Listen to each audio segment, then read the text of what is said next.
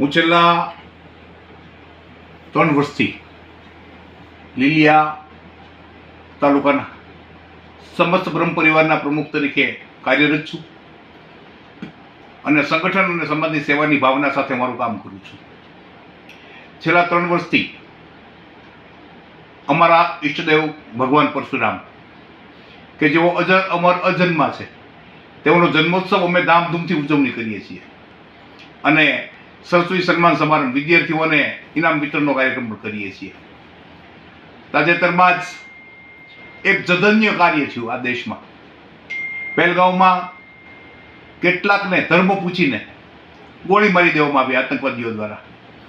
બાળકોને પણ મારી નાખવામાં આવ્યા. આવું જધન્ય કૃત્ય થયું છે ત્યારે બ્રહ્મ સમાજ ઊંડા દુઃખની લાગણી વ્યક્ત કરે છે અને સાથે જે લોકો મૃત્યુને શરણ થયા છે એમને અને એમના પરિવારને આ દુઃખ સહન કરવાની શક્તિ ભગવાન પરશુરામ આપે એવી પ્રાર્થના કરે છે. આ દેશનો બ્રહ્મ સમાજ આ દેશની સાથે રહ્યો છે અને આ દેશમાં જ્યારે જ્યારે દુઃખ આવે ત્યારે બ્રહ્મ સમાજ ખડે પગે ઊભો રહેવાની તત્પરતા દર્શાવી છે. એના ભાગરૂપે સૌરાષ્ટ્ર સમસ્ત બ્રહ્મ સમાજે નિર્ણય કર્યો છે કે આપણે આપણા ઈષ્ટદેવ ભગવાન પરશુરામના જન્મોત્સવની ઉજવણી સાદગીપૂર્ણક કરવી. એવી જ રીતે લીલિયા તાલુકામાં પણ સમસ્ત બ્રહ્મ પરિવાર દ્વારા અમારા ઈષ્ટદેવ ભગવાન પરશુરામની ઉજવણી અમે સાદગીપૂર્ણ કરવાના છીએ. અમે રેલી, શોભાયાત્રા અને ભોજન સમારંભનો કાર્યક્રમ રદ કર્યો છે. બધું જ થઈ ગયું હતું. કાર્ડ વેચાઈ ગયા હતા, સંપૂર્ણપણે તૈયારી થઈ ચૂકી હતી, બધાને આમંત્રણ અપાઈ ગયા છે, વસ્તુઓ પણ ખરીદાઈ ગઈ છે. આમ છતાં અમે આ કાર્યક્રમ દેશના હિતમાં અને આતંકવાદી કૃત્યની સામે સરકાર ક્રૂરતાપૂર્વક પગલાં લે અને આ આતંકવાદીઓને મારી નાખે, શોધીને મારે, એની અમે સાથે છીએ.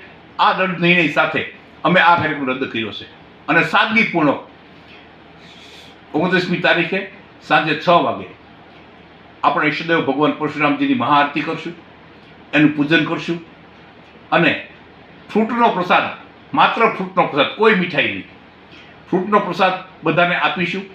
ત્યારબાદ જે લોકો સદગતિ થયા છે એમને બધાને ભગવાન મોક્ષ પ્રાપ્ત કરાવે એની પ્રાર્થના કરીશું. એ માટે મૌન પાળીશું અને જે લોકો ગુજરી ગયા છે એમના પરિવારને દુઃખ સહન કરવાની શક્તિ ભગવાન પરશુરામ આપે એની પ્રાર્થના કરશું. અને આ દેશના સરકારમાં અને ભાજપના આપણા પ્રાઇમ મિનિસ્ટર નરેન્દ્રભાઈ મોદીને વિનંતી પણ કરીશું પત્ર દ્વારા કે આતંકવાદીઓને શોધીને મારે અને જે મરી ગયાનો બદલો લે. બ્રહ્મ સમાજ તમારી સાથે છે, આ દેશ તમારી સાથે છે. એમની સાથે અમે આ કાર્યક્રમ મોકૂફ રાખ્યો છે.